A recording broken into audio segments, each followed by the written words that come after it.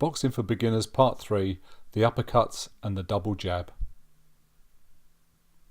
To start, we're going to throw the left uppercut from the orthodox stance. So standing in our boxing stance, weight evenly balanced on both feet, hands up, chin tucked in, guard nice and tight. And all we're going to do is transfer 70% of the weight of our body over the lead foot, as well as slightly twisting over to the left. At the same time, we bring the right hip through and pull back on the left, dropping the right knee slightly inwards. Now from here, we're going to pull back on the left shoulder, drop the left hand, and then bring it straight up in through the middle. At the same time, pulling our right hip back and pushing through with the left hip. It's this rotation of the hips that makes the punch a really powerful punch. So we try it again. To get more proficient with this punch, really try and whip those hips round.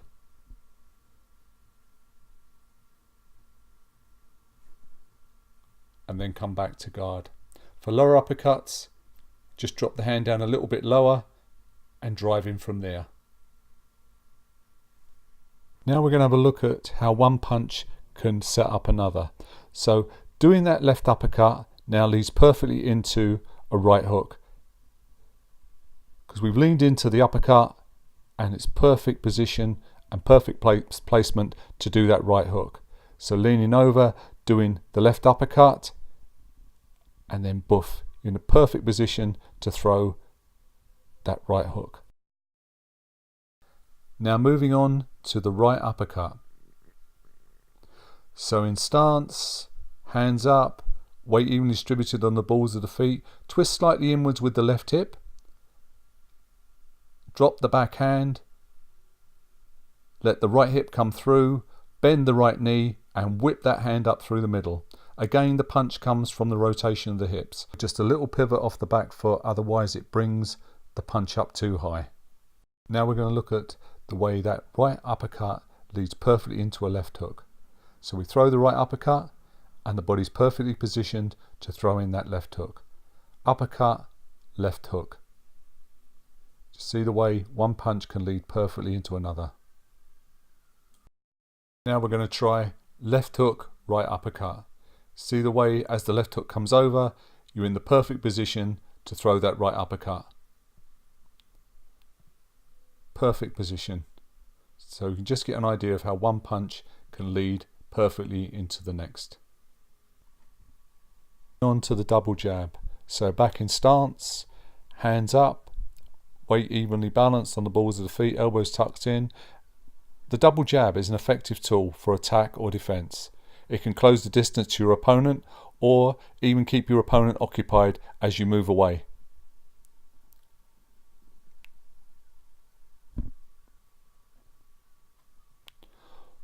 One of the common mistakes when throwing the double jab for beginners is that they tend not to move the feet. They will throw a couple of jabs and leave the back foot behind. It's very important as you move around the ring to bring your feet with you and not throw so you overstretch or are off balance. You see Ollie throwing a series of jabs and right crosses, moving forwards and backwards. You'll see how important it is to bring your feet with you, to be in balance at all times.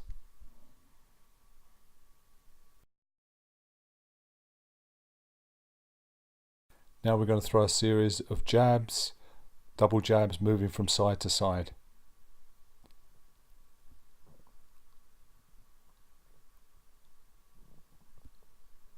Just get a feeling of how that feels, and then we're going to throw double jab right cross, moving from side to side, throwing our jabs and crosses.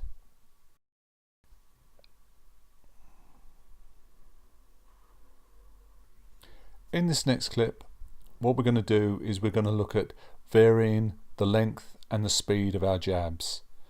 It's very useful to have in your armory to learn to throw that jab at different speeds. To throw a fast jab, a slow jab, a slow jab, a fast jab. If you learn to throw your jab at different speeds, it makes it very difficult for your opponent to time and to counter those jabs. So get a feeling what it's like to move around the ring, just throwing your jab at different speeds. Also try short jabs, long jabs. Just try and mix it up a little bit. One of the great masters at changing the rhythm of his punches and the rhythm of his attacks was Roberto Duran. If you watch Roberto's fights, you'll see that he is constantly varying the rhythm of his punches, the rhythm of his attacks, and it became very, very difficult to try and time him and to counter Roberto at his peak.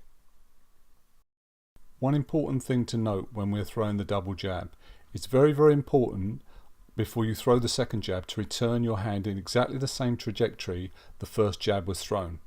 A lot of people will flare out the elbow and lose power and efficiency on the second punch. So withdraw the hand in the same trajectory, whether it's a shorter jab or a longer jab. Of course, shorter jabs will have less power and longer jabs will have more power. But if you want to get maximum power and efficiency on that second jab, remember to return it in exactly the same trajectory you threw the first jab.